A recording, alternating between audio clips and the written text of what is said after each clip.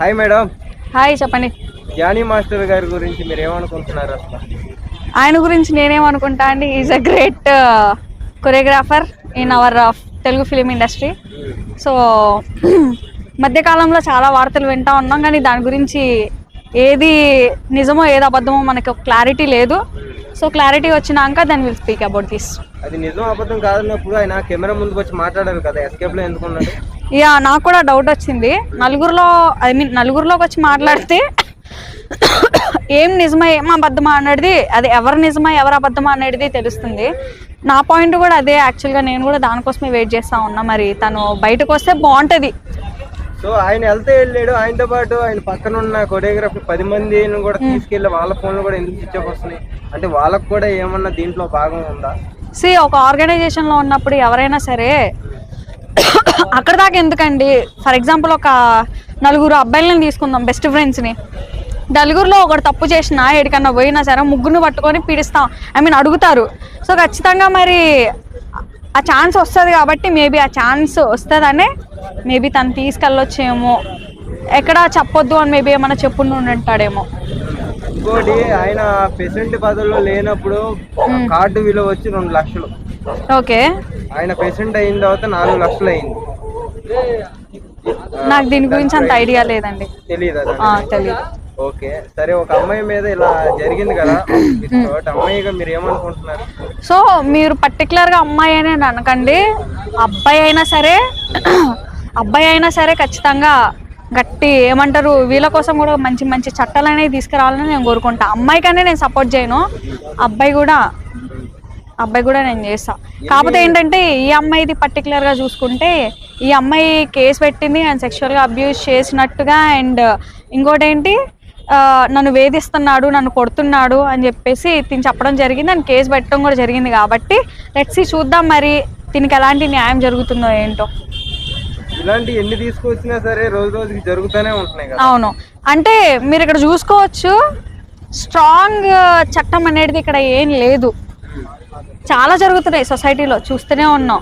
కాకపోతే ఏంటంటే గట్టి ఎవరు రేస్ చేయట్లా. ఇప్పుడు చాలామంది పాలిటిక్స్ లీడర్స్ కానీ కొంతమంది ఎవరైతే ఉన్నారో వాళ్ళు కొంచెం వీటిని గట్టిగా తీసుకొని దీని మీద వర్క్ చేస్తే కనుక ఇలాంటివి జరగకుండా ఉంటాయి. కొంచెం సీరియస్గా తీసుకోవాలి ఏదైనా సరే.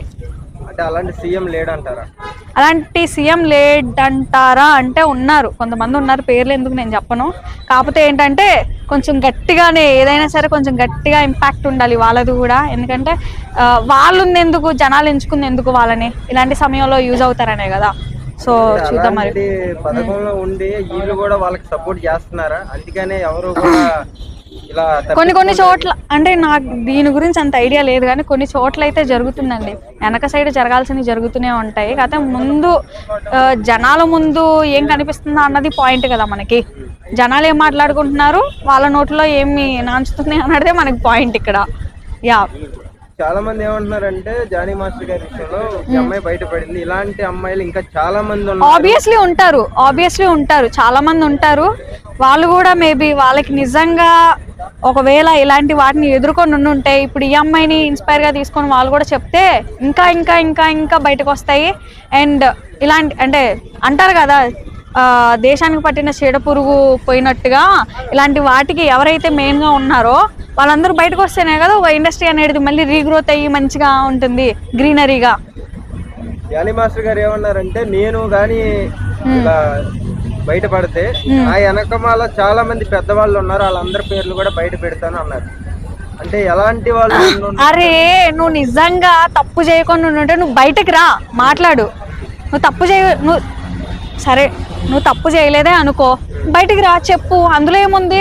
నువ్వు తప్పు చేసినావు అనుకో, నీకు శిక్ష అనేది పడుతుంది ఖచ్చితంగా, ఆబ్వియస్లీ పడుతుంది. నిన్ను చూసి ఇంకో నలుగురు చేయటానికి ఎవరైతే చేయడానికి ముందుకొస్తారో అలాంటి వాళ్ళు నీ శిక్షను చూసి వాళ్ళు కూడా కొంచెం తగ్గడానికి యూజ్ ఉంటుంది కదా, అలా సంఖ్య తగ్గడానికి వీలుంటుంది కదా.